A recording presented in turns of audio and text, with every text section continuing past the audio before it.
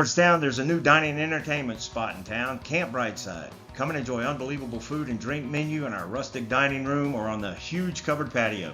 Camp Brightside is not just great food and drink, but unmatched atmosphere that includes outdoor games, a wiffle ball field, and an outdoor stage. Camp Brightside is located at 8701 Rural Route 2338, also known as Williams Drive, near Ronald Reagan Boulevard. Camp Brightside is the site of the Eagle Nation Coaches Show every Wednesday at 6 p.m. For food, fun like none other in Georgetown, visit Camp Brightside and stay a while.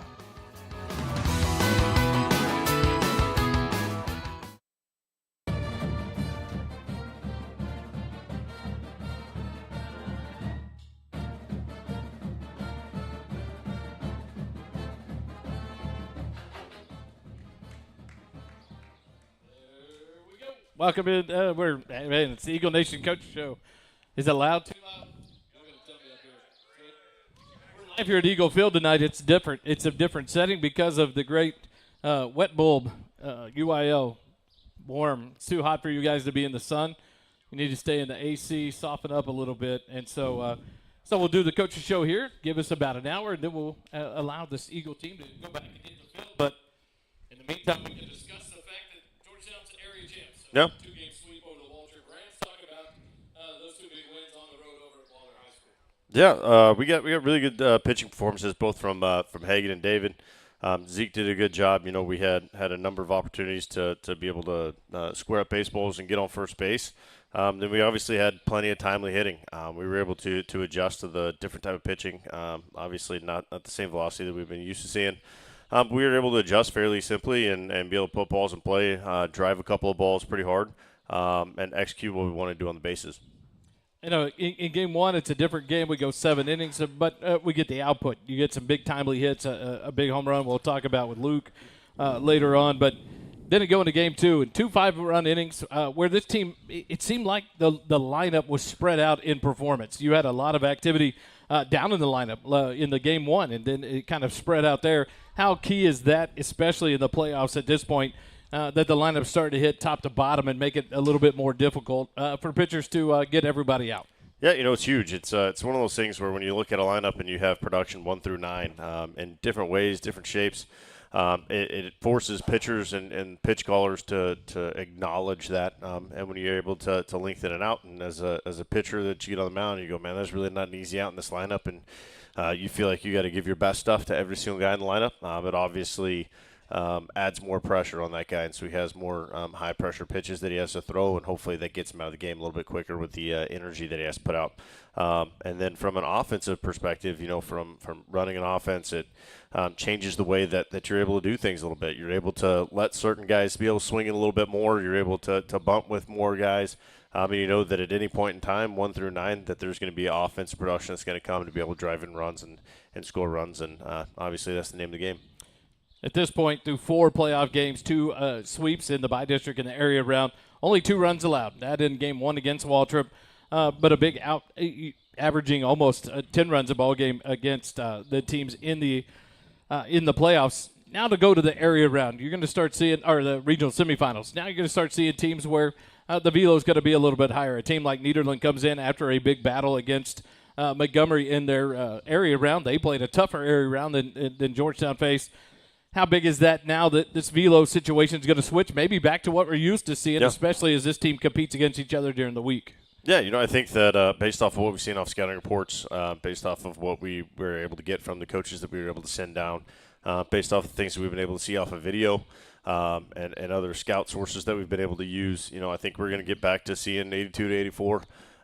There's one young man that can jump up and touch 86, but other than that, it's going to go back to a velo that we're typically used to seeing. Whether that be Wednesday scrimmages where our guys are able to stay on time with that kind of stuff, or go back to district play and seeing some of that pitching there. You know, I think that our guys are ready for it. They're ready for the change of velocity, and to be quite honest with you, I think that a bunch of our guys in our lineup are going to be incredibly excited to see 84 again.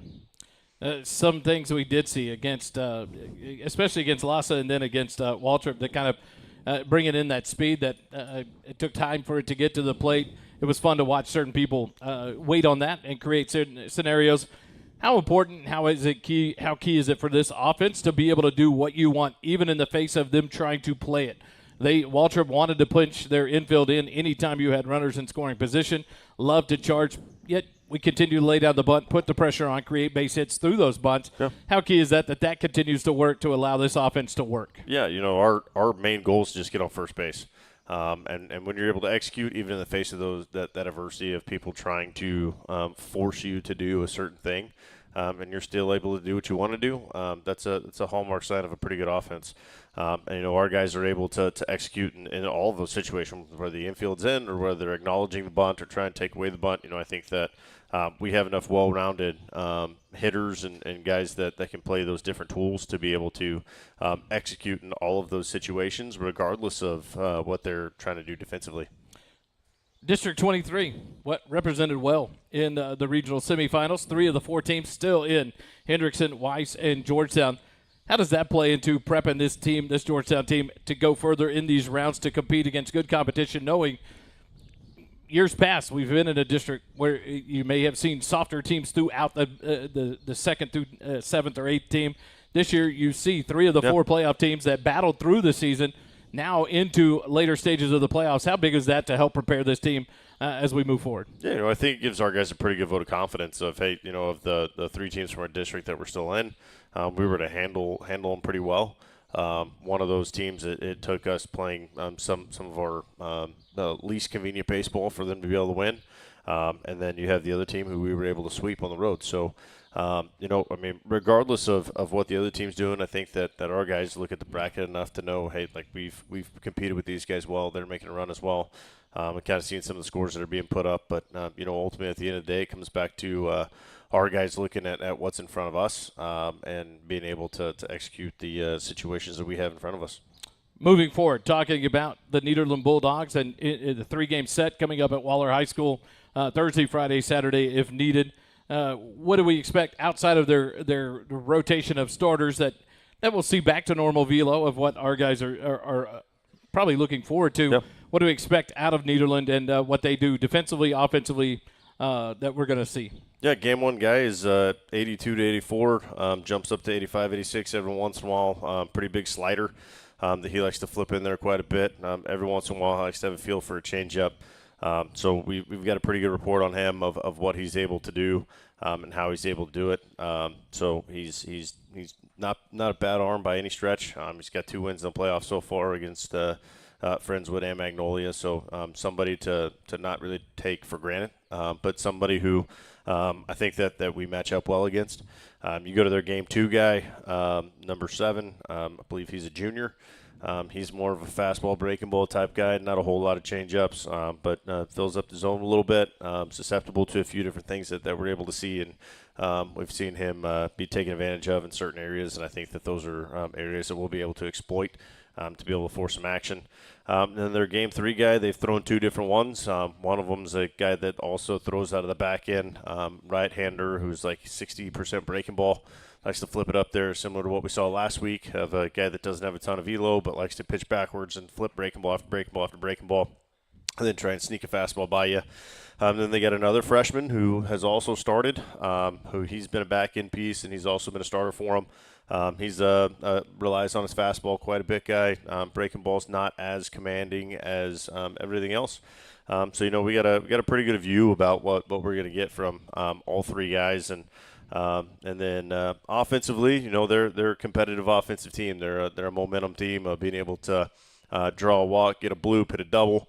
But then there's also spells where they go very dry. So they're going to be a competitive, very scrappy team, both offensively as well as on the mound. And I think that it's one of those things where the message this week for our guys has been, if we were able to play Georgetown baseball, we'll be okay.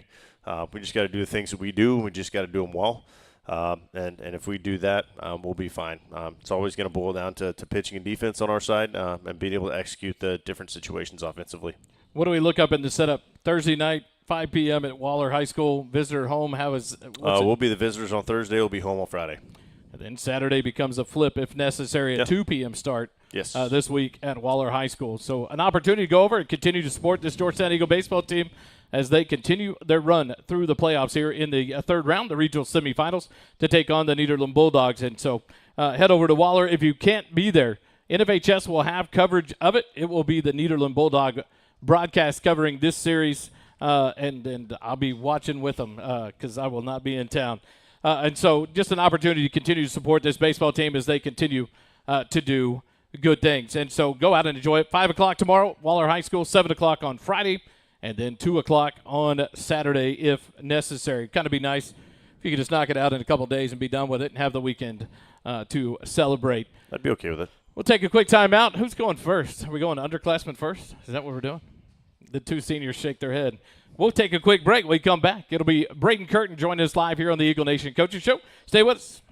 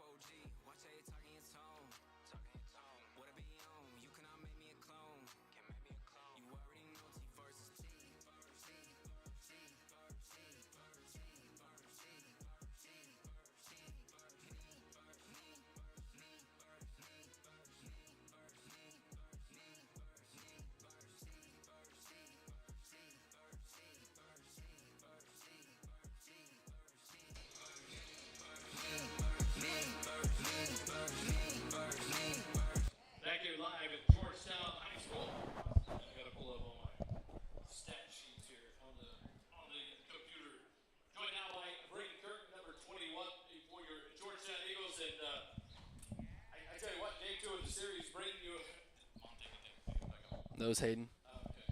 Thank you, Ed. Appreciate it. Game 2, step in at first base. We've seen that through this season for you.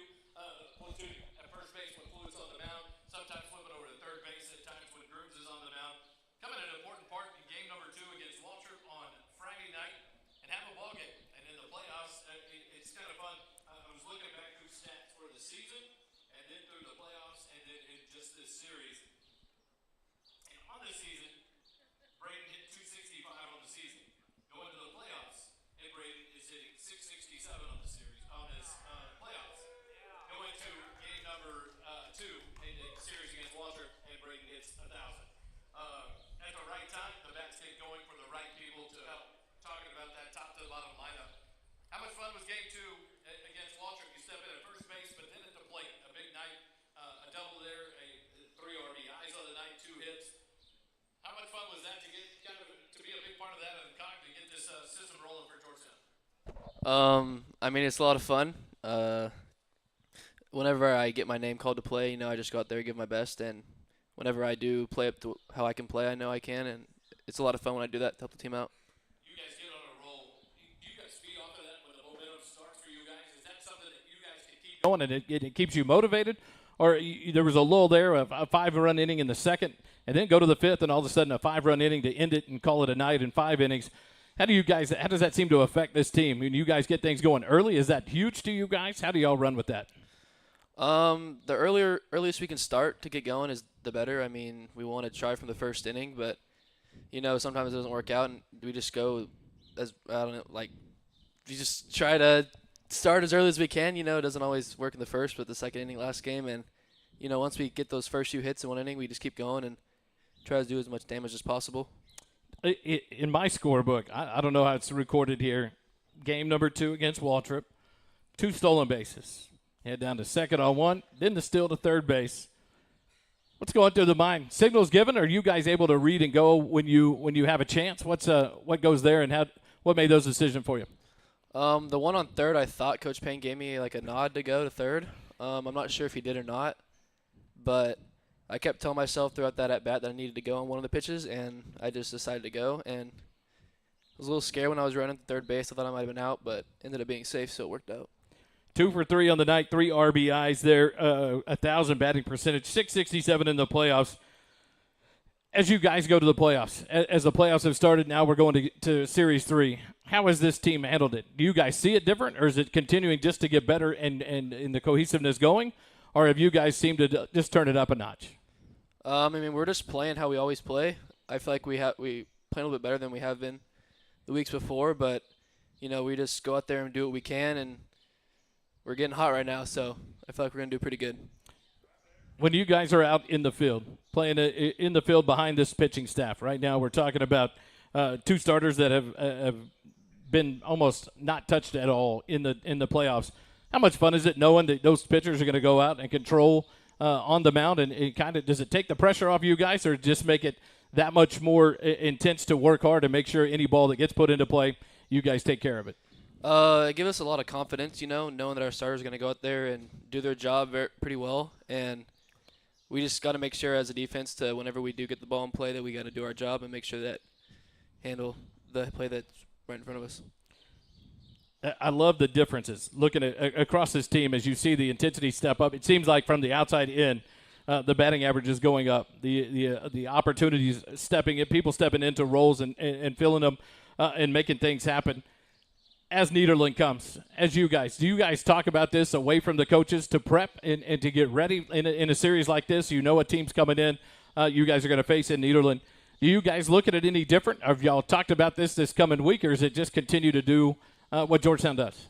I mean, we know that this team is better than the teams we played the past 2 rounds, but we know that if we go out there and do our job, then we can beat anyone. I'm going to give you 2 questions tonight. Not doing the 5, mainly because I didn't have time to print out everything. Because we threw this together late last night as I was trying to get things packed up. But we're good. The one question that I made everyone answered last week. 4 people at a table for dinner, 3 athletes. Who do you invite to dinner? Probably Adrian Beltre, Corey Seager, and LeBron James. I'm not going to say it's disappointing, but it's LeBron James. Who did that? That was a good one. I can still hear it up there. The LeBron James. Corey Seager, Adrian Beltre. I like that one. That's a good choice there. And then the other. Are you an indoors or outdoors? I mean, I like both, but outdoors is definitely fun. Today it's indoors. Tomorrow it's back outdoors. Is that? Yeah. You guys in this heat, do you guys think about this, or is it you guys are ready to go no matter what? I mean, it's definitely hot, but we're not going to let that make us play play bad. We're going to go out there and play normal like we can, and the heat's not going to affect us. Number 21, Braden Curtin. Any shout-outs before I let you go? My parents and my teammates. Simple. I got a wow from your buddy up there. Wow, we got to leave it at that. Quick timeout. We come back. It's Hagen Tate going next here on the Eagle Nation Coaches Show at Eagle Field. Stay with us.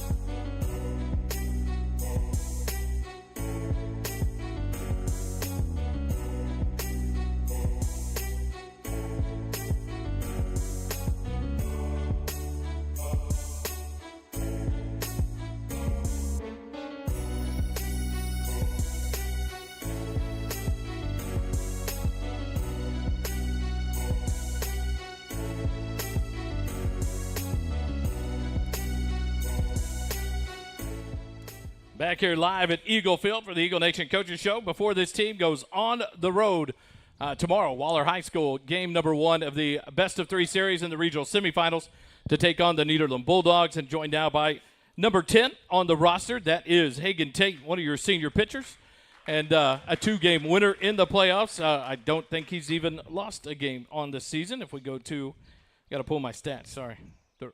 I've got hitting and pitching stats both up. On the year, 6-0. I believe is the record.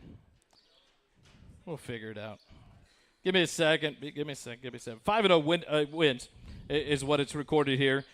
The cool stat to look at through the season, as these pitchers continue to work now in the playoffs as they worked in the season, through the season, Hagen's only allowed 15 hits, 8 runs, 4 of them earned, walked 19, struck out 53, has plunk 3 batters. That's, it's not. Occasionally people need it. And but he went the season, through the full season right now at this .771 ERA and a batting average against of .126, which in and of itself was good enough to earn Pitcher of the Year in District 23. So congratulations to that, as we learned on Sunday. But then it's like things happen in the playoffs. And through 6.2 innings, 6 2/3 innings pitched, Hagan has faced 28 batters. He has allowed 2 hits, no runs, none earned, 6 walks, 14 strikeouts, an ERA of 0, and a batting average against of .091. I understand there's competition that you face in the playoffs to start at times that is not as good. But the dominance that you and your counterpart that starts game 2, David Fluitt, seem to be controlling on the mound against teams that we've faced so far. Anything different in it? Or are you guys just that locked in right now that everything seems to be going just right? I think we're both the same locked in. You don't treat it really different. You know you have better stuff. You trust your stuff, and you go for it. In a game against Lhasa, we go back to that one. You only get 2 innings on the night due to weather delays. In that kind of situation, are you still wanting to go back in, or is it, hey, I've already warmed up 3 times now, let's call it a night, you just go with the coaches and what they say? The second time we went out there, I only threw a couple, so I was okay with warming up that last time. And we're sitting there, Payne comes in and goes, we're not going to make you warm up. And I was like, all right, man. But, yeah, it's not – I mean, I was okay to warm up. Yeah. You cut short. Zeke comes in, mows down 9 batters, 7 strikeouts, closes it out. Then you go against Waltrip the other night, 4 2/3 innings, struck out 12, no hits allowed. In a game like that, that second out, there comes in the 5th inning, and you see Coach come out of the dugout, and you know it's that call to the bullpen. The night's over. What's going through your head? Let me go? Or what a good night it was. It's time for someone else to take over. Yeah, I mean, I was proud of my outing that night. I hit 2 outs, and I know I was at pitch count. I was about 90. But I was looking over there. I slumped down, and I said, man, what's 4 pitches going to hurt? But, I mean, it was a good outing. Zeke went in there and handled it, so it was good. On this year, we talk about, we go back and compare last year to this year and become one of the horses on the mound for this team. And it's almost night and day of how locked in you've been all season. How much fun has that been for you to be on the mound? And the last time we talked to you was week 1. Yeah. You threw the no-hitter in 5 innings against Conley. Since then, you ended the regular season of district play at home against Pflugerville with a 5-inning perfect game. No hits, no batters allowed on base. How fun's it been this season now looking at it as you go into round 3 of the playoffs? It's your senior year. You get awarded with Pitcher of the Year in the district. How much fun has it been for you? It seems like everything continues to work well for you this year. It's been great. I've seen growth from freshman year. It's fun to see work paying off. Be able to go out, execute, do your job. And stay locked in. And especially being senior year, it's, man, what else do I have to worry about? Just go out and go play. The senior class, how excited are you guys and how ready are you guys for this next round that starts tomorrow night? Knowing that each round is the last time you've now moved to the regional semifinals. You guys talk about it, or you can feel that energy and that excitement? I think it's talked about a little bit. It's just kind of known like this could be the last one. Play your hearts out. Don't let it go down in a bad way, but, I mean, do your best, compete. Just give them a shot, punch them in the mouth. How do you guys keep from knowing you're stepping up in competition with a team like Nederland coming in to face off against? How do you guys and this senior class, keep this team from letting the first 2 rounds get head swollen or getting overconfident, knowing you played some lesser talent, knowing the talent that's coming to face you? How do you guys keep that from letting that bother you and staying focused and going to work? I think we knew it was going to come. Our district was on the lower side, and we were able to get through that, but we know we have the talent and the commitment, and we're able to lock in and go compete with the guys that can compete with us a little bit. As you head to the mound in one of these games coming up this weekend, what's going through your mind, and how do you challenge yourself from a team like Lhasa to then a team like Waltrip to now a team like Nederland? How do you prepare yourself mentally, and how excited are you to get on the mound and face better hitters and face better talent and to showcase your ability and go after these guys? I know I'm probably not going to have a 12 strikeout game. I have to be okay with ground balls, hits, and work the barrel. be confident in my stuff, let it fly. I asked Braden Curtin about playing defense behind pitchers that seem to be in control of games. How comforting is it for this defense that when they're locked in and they're making plays behind you guys to just go to work knowing what you have behind you and how much they're taking care of business behind you? It's great. I trust my defense a lot. If there's a ground ball, fly ball, I just kind of look, I see who's there. I know they've got it. They've got it covered. Not too worrying about it. It keeps me confident up there. Senior year is coming to an end. Graduation around the corner. How ready are you for that in the future? It's a weird thing. It's a little bittersweet. Kind of seems surreal. When it gets there, it's going to be something different. But I'm excited for it. New thing I get to go chase whatever. New part of life. A little more meaning to it every time you lace up the sneakers and the cleats right now? Just a little bit, yeah. A little bit. Enjoying it, taking it in? Yeah, absolutely. That's awesome. A couple questions before I let you go. Same question at dinner. You can pick 3 athletes, past, present, alive, or dead. Who do you invite to dinner? John Daly, Nolan Ryan. Gosh, man. Michael Jackson. And then That's a combo right there. couldn't tell you a fourth one right off the top of my head. That's a combo I wouldn't have seen. John Daly and who was the next one? It was Nolan Ryan. No, that's a good one. I can understand that. Outdoors, indoors. What's your favorite? What do we find you doing in it? I go fishing a lot, and then inside I play a lot of the show. Were you Xbox or PlayStation? PlayStation. Good choice. Good choice. Shout outs to let you go. Everybody on the team. His boys. Number 10, Hagen Tate, one of your seniors. We'll take a quick time out. We come back. It's Luke Holly joining us. The final cast of characters joins us next here on the Eagle Nation Coaches Show. Stay with us.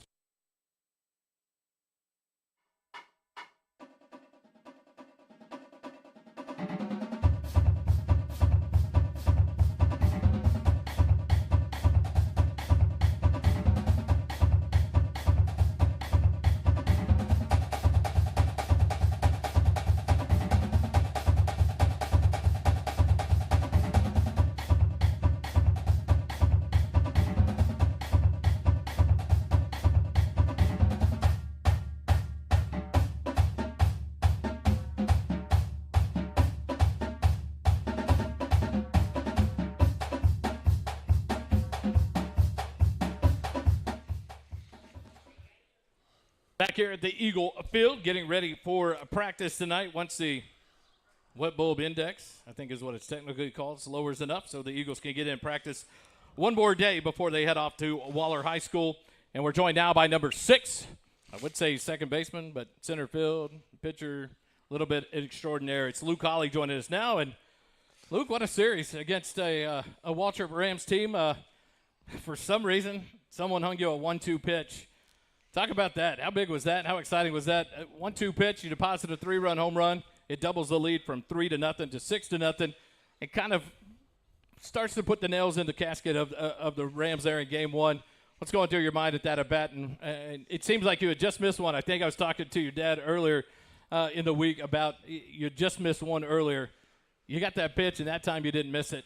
Talk about that. What was going through the head? Yeah, well, first at-bat, I knew I was all over it. I just barely missed it. I come up second at bat, get down 1-2. I was being a little greedy, and then I fixed my approach. Started sitting on that off speed because we picked up a few tendencies, and he hung it, and it just kind of rest was history. Honestly, it's just a surreal moment, and nothing more exciting than a bunch of adrenaline. I kept looking back at the book like he actually hung a 1-2 pitch. It was like, of all things to do, and he gave it to you. And you deposit it over the left field wall. We look at the stats. We did it with Braden. We'll look on the season. And one thing we talked about early in the season, you said, I'm trying to bring up that average through the tournament. You had some struggles. Currently on the season, hitting .310. I think you kind of fixed that average and brought it up. But then we go to the playoff picture. In through 4 games, you're only hitting .462. So we've raised that 150 points. And through the last series the other night, only hitting .667. Kind of a rough outing so far here in the playoffs, batting over .450. Are you seeing things different, or is it just continuing to lock in for you as the season goes on? I mean, nothing's really changed. Just doing better at sticking to my approach. Started to get a little bit greedy there during district, and realized that obviously wasn't going to work, and just got back to what was working. And obviously, whenever the entire team sticks to that approach, we obviously do well at the plate. 4 for 6 in the series against Waltrip. A triple, couple of singles, a home run, 4 RBIs, 4 runs scored. I haven't even looked at the stolen bases. 3 stolen bases in the series. Something that you, Cooper Thomas, and even Tate Ritchie do, and it makes me wonder for you guys. That third baseman could charge, and you guys don't shy away to put a bunt right down in front of him. How much fun is that, and what kind of a challenge is that for you guys, knowing the speed you have, but yet seeing that player expects that I've got to be ready. This guy can lay a bunt down, and it doesn't matter the count. How much fun is that for you guys, and what's going through the mind when you get that bunt signal or decide to lay one down? Well, whether he's ready for it or not, it's still a hard play. You're still on the run. You still either got to barehanded or get a quick transfer and get it down. Make a strong throw on the run. It's still a challenging play, and especially against teams that kind of like to fold under pressure. That's a really good tool at our disposal that we get to use, especially guys with speed. If it's not a hit, then it's moving to runners, doing a job, and any productive out for us works because we got guys 1 through 9 in the lineup that'll deliver and get that run in. How much fun is it to be able to lay down a bunt like that and beat it out with the speed, but then know that triple and that home run are there? So the power's there for the bunt. They've got to pay attention to everything when you step to the plate. How much fun is that, and what's going through your mind? Is it I'm just going to do me and not worry about how they try to play me, or is it a mental game going back and forth, or is it Luke Hawley doing what Luke Hawley wants to do at the plate? Well, it's a lot of fun because third baseman's playing back, then I show bunt. If I don't get it down and get a hit, then now he's playing in, and now I can have a little bit more room to hit it on the ground and get it past him. And honestly, it's a huge advantage, especially with teams that don't work bunt defense as much as we do, no matter how much we enjoy it or not. But yeah, it's definitely a tool at my disposal. A couple of these guys, you can bring them in and hit a ground ball right at them, and their reaction time has to be a lot faster. As the senior season ticks on, the banquet was Sunday night, awards given out, you guys honored with first team all-district and just for awards and academics and everything. How much you enjoying this and soaking it in, knowing that as the stage keeps growing and the area finals are over, you guys are area champs now to the regional semifinals. How much you enjoying this and how much you soaking it in, knowing that this is your senior run? I mean, I'm enjoying every second of it, but it's honestly each round we go is just another baseball game. And we know nothing really changes. No, our approach doesn't change. We just got to go out there and execute and just do our job and do what we know how to do, play Eagle baseball, and we'll play for a couple more weeks if we keep doing that. I want you to play a couple more weeks. Let me get back into booth. You guys, I talked to Braden about it. With these guys on the mound, controlling things and dominating as much as they do, how much fun is it to be behind them defensively, and how much do you guys challenge yourself knowing that the work they're doing to make sure that then you guys, when given that opportunity to make plays for them, are you guys locked in and challenge yourselves to be the best defense out there? I mean, obviously it's great to have guys like David, Hagan, BK, anyone up there that can go up there and pitch and shove and strike a bunch of people out. But, I mean, honestly, that's just our job as a defense is let them do what they want to do whenever they need to use us. We'll be there and we'll make that out when they need it. But that's our entire job as a defense, just collect outs when we get the opportunity. Was there anything behind the home run and blowing kisses the other night? Was there any meaning behind that? There was. They were saying some stuff. It was just kind of heat of the moment, kind of happened. I thought it was delivered very nicely, to be honest with you. It was and timely. It's kind of funny. It seems to be the trend for you. When people seem to talk and try to get in your ear about someone in your life, Luke Hawley seems to step up. Last year, I think we could go back to Eastview in 2 games. The Instagram Barstool tweets posts that were out there.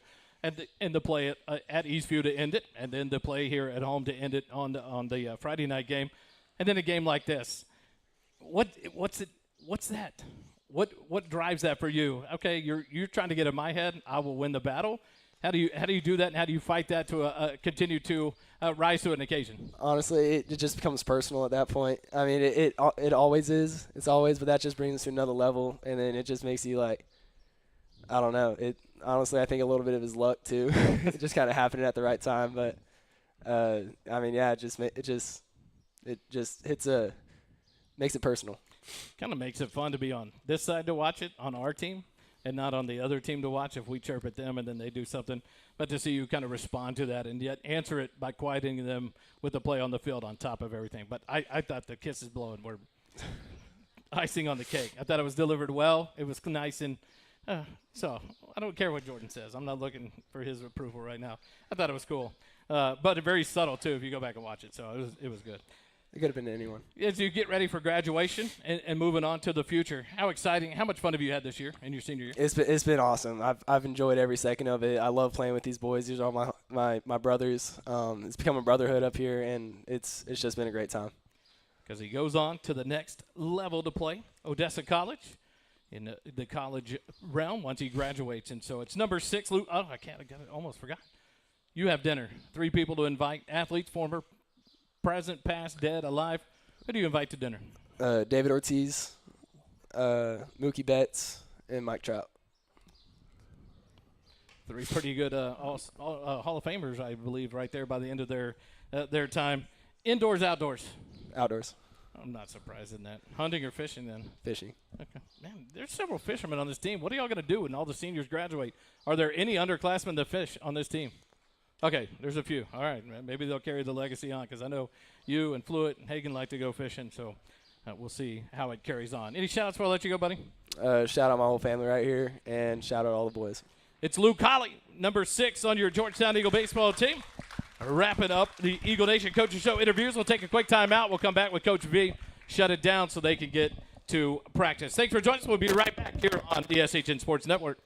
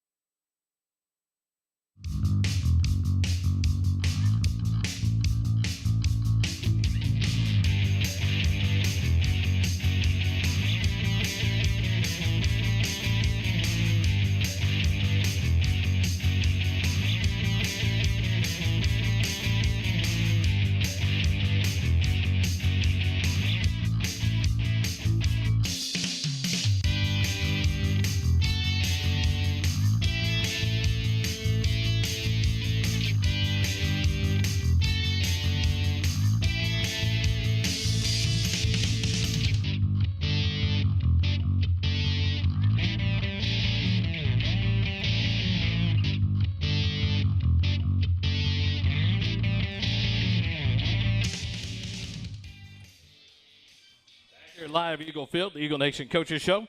Tomorrow night, 5 p.m., Waller High School.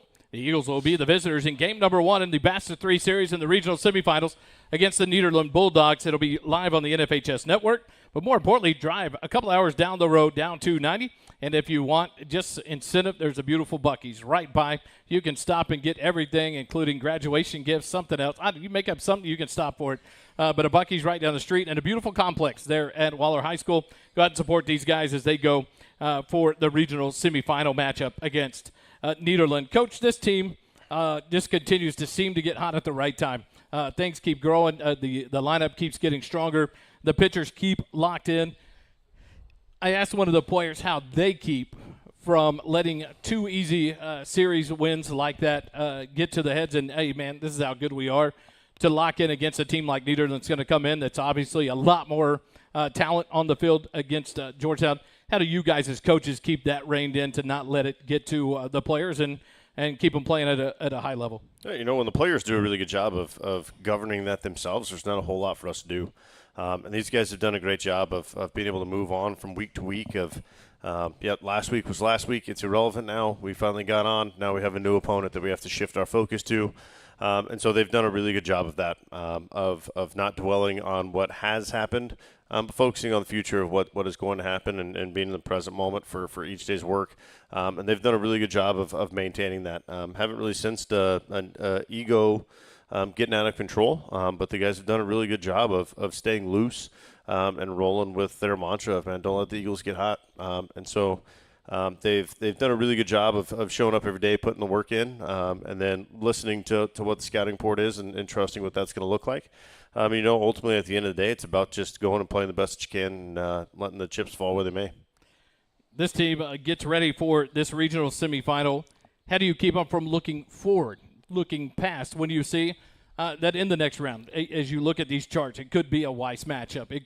How do you keep that from happening and allowing and getting everyone to be focused on, hey, tomorrow night's game 1, we're not even worried about game 2. How do you guys keep that locked in?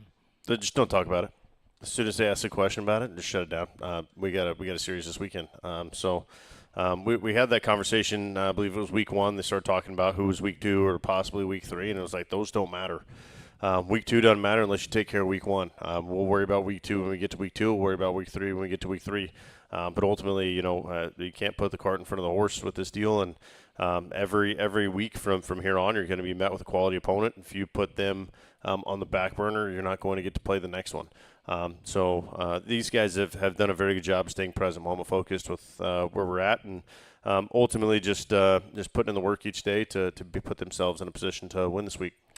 We ask kids and these players on getting to this level, to the next round, and it's their last time. As coaches, we get past round 2 this year, and maybe we tie it in that we didn't play at Mumford. How does that feel for a coaching staff as you guys look and continue to drive a season to reach that goal? We got past week 2, and now we're on to weekend 3. How do you guys see that, and how much has this team grown to get us to this point? Matt, I can't say enough about the leaps and bounds that this team's grown this year.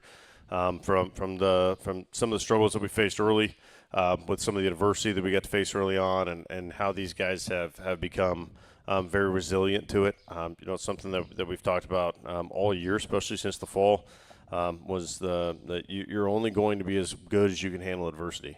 I played for a guy in junior college, and every year at media day, they asked him, how good are you guys going to be this year? And his response was always going to be, it's going to depend on how well we can handle adversity.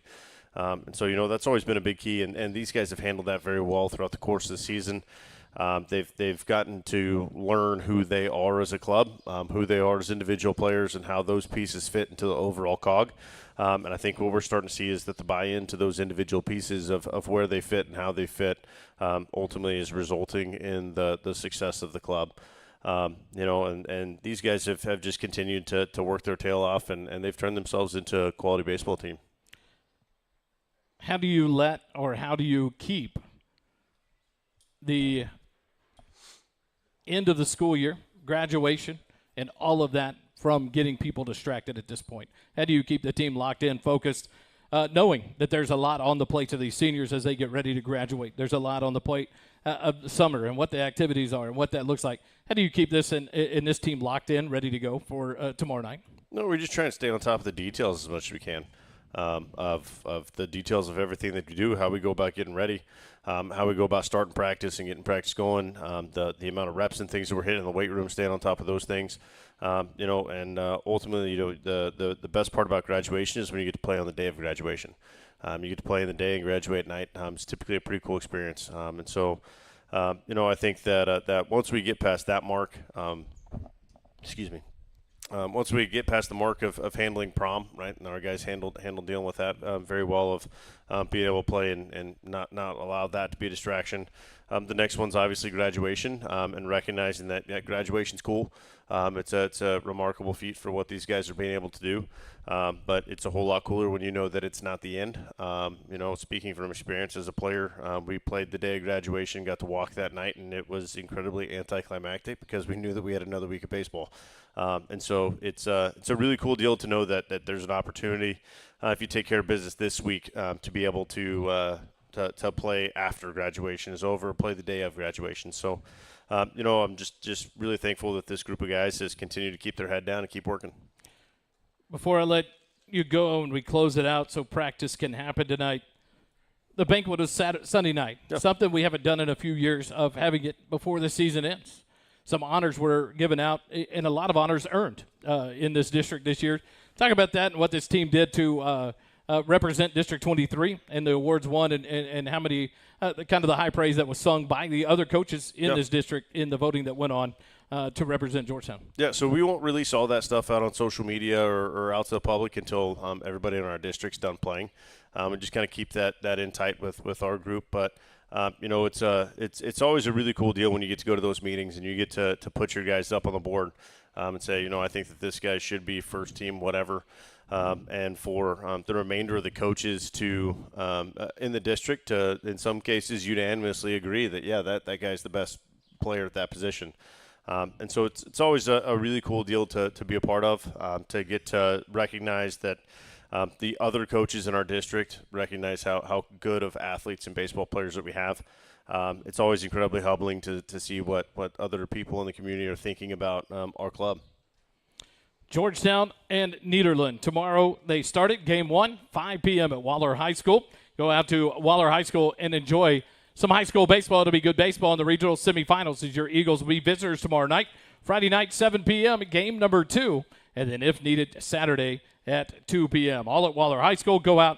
What is it? Be loud, wear. Show up, be loud, wear blue. It's going to be cooler in Waller than it is in Georgetown, so you might as well get an escape from the heat for the week.